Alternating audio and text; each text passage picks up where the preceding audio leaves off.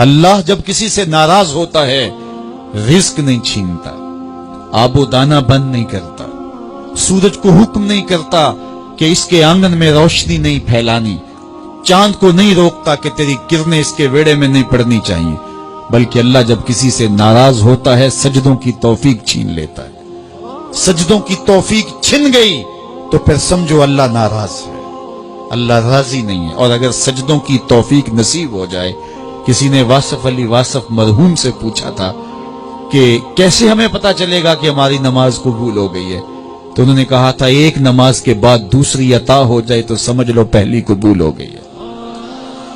تو نمازوں کا نصیب ہونا یہ اللہ کی رضا اور اللہ کی خوشنودی کی دلیل ہے، اور سجدوں کی توفیق کا چھن جانا یہ اللہ کی ناراضگی کی دلیل ہے۔ میں اور آپ دیکھیں کہ ہم کہاں کھڑے۔ دیکھیے دولت تو کفار کو بھی ملتی ہے، اللہ دولت اسے بھی دیتا ہے جس سے راضی ہے، اسے بھی دیتا ہے جس سے نہیں راضی، لیکن سجدوں کی توفیق اسے ہی دیتا ہے جس پہ وہ راضی ہے۔ تو 5 گانا نماز شعار زندگی بنا لیجئے، نماز قضا نہ ہونے پائے۔ قیامت کے دن بے نمازی اس صف میں کھڑا ہوگا جس صف میں نمرود کھڑا ہوگا، جس صف میں حامان کھڑا ہوگا، قارون کھڑا ہوگا، شداد کھڑا ہوگا۔ مجھے بتائیے ہم میں سے کوئی یہ گوارا کرتا ہے ہم اس صف میں کھڑے کر دیے جائیں جہاں دشمنان خدا کھڑے ہوں؟ آج کوئی نماز پڑھے یا نہ پڑھے، حشر کے دن حکم ہوگا کہ اللہ کے حضور سجدہ کرو۔ ہر کوئی سجدہ کرنا چاہے گا، جو نہیں پڑھتا وہ بھی کرنا چاہے گا، لیکن بے نمازی کی کمر اکڑ جائے گی، وہ آرزو رکھنے کے باوجود سجدہ نہیں کر پائے گا۔ قرآن بتاتا ہے کچھ لوگ جہنم کو دھکیلے جا رہے ہوں گے، انہیں کچھ لوگ پوچھیں گے ما سلککم فی سقر، تم جہنم کو کیوں جا رہے ہو، کیا ہوا تمہیں؟ تو وہ جواب میں کیا کہیں گے؟ لم نک من المصلین، ہم نماز نہیں پڑھا کرتے تھے۔ سب سے پہلا حساب قیامت کے دن جو بندے سے لیا جائے گا وہ نماز کا لیا جائے گا۔ پہلا سوال بندے سے یہ ہوگا۔ یا چڑیاں بھی رب کی تسبیح بولیں اور اشرف المخلوقات سویا رہے، جب صبح کا وقت ہوتا ہے حشرات الارض بھی بلوں سے نکل کے رب کی تقدیس کے ترانے پڑھ رہے ہوتے ہیں۔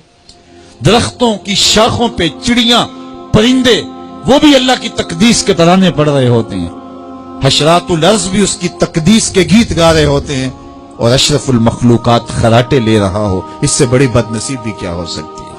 آئیے 5 گانا نماز شعار زندگی بنا لے۔ اس مجلس میں اگر کوئی بے نمازی ہے تو آج عزم مصمم کر کے یہاں سے لوٹے کہ آج کے بعد نماز نہیں چھوڑوں گا، اور اگر آپ 5 گانا نماز کی عادت رکھتے ہیں تو آپ کو مبارک ہو، لیکن یہ عزم کر کے جائیے اپنے گھروں میں، اپنے اعزاء و اقرباء اور اپنے دوستوں میں اس زور سے تلقین اور تاکید کریں گے نماز کی کہ وہ پکے نمازی بن جائیں گے۔ بندہ بندگی سے سجتا ہے، زندگی آمد برائے بندگی، زندگی بے بندگی شرمندگی۔ اگر زندگی میں بندگی نہیں تو زندگی کے پلے ہے کیا؟